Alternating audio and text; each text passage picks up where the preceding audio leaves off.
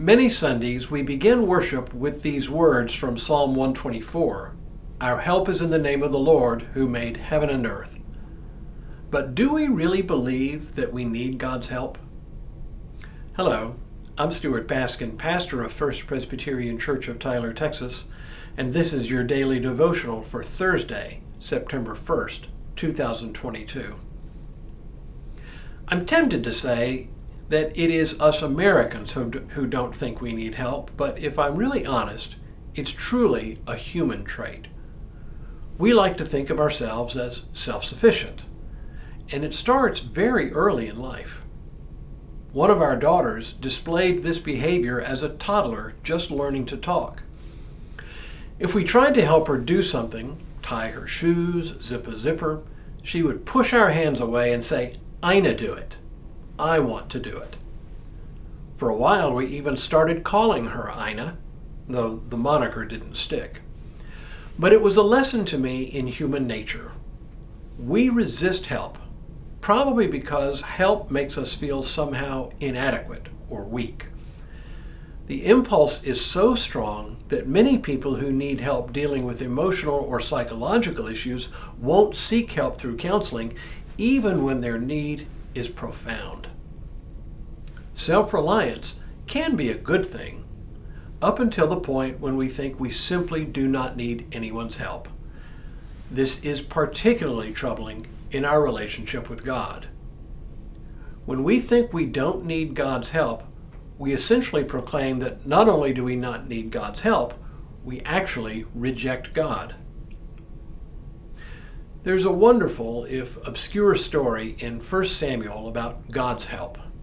I won't recount all of it, but the end of the story is that after having inflicted a crushing defeat of the Israelites, the Philistines, who had captured the Ark of the Covenant, returned it to Israel because God's wrath caused them to suffer from tumors.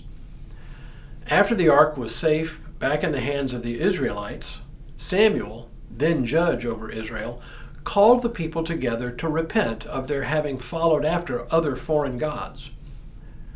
Now, when the Philistines heard that the Israelites had gathered together all in one place, they assumed that it was to prepare for an attack on the Philistines.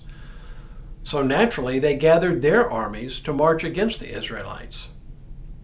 The Israelites then pleaded with Samuel to intercede for them before the Lord.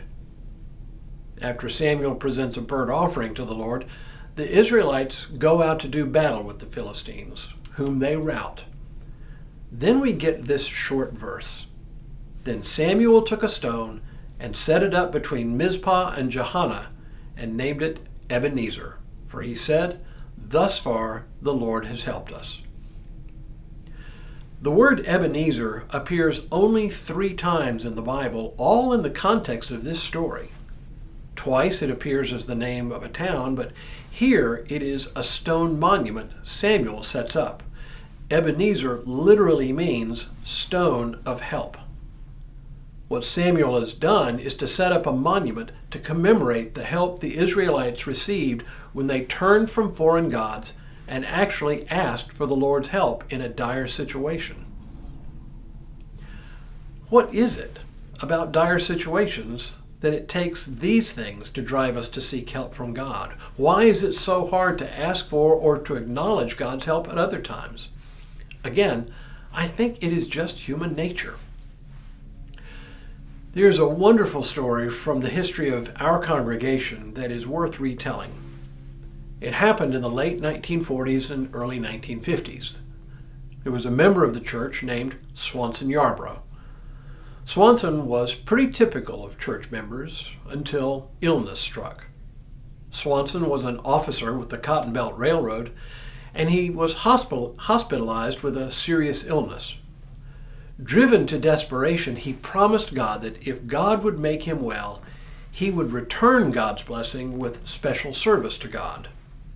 Well, in time, he recovered from his illness and did exactly what most of us would do.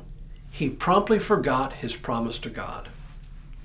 Sometime later, he was up on a ladder picking figs when he took a nasty fall, landing him in the hospital once again.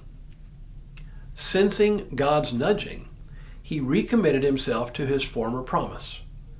And sure enough, after he got out of the hospital, he made it his special calling to recruit members for the church.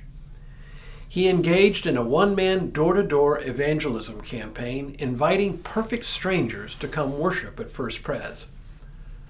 During the years he did this ministry, he brought in about 100 new members into the church each and every year. Imagine how many others he invited to the church who didn't answer the call. Swanson Yarbrough's Ebenezer was this church, and specifically its growth in membership.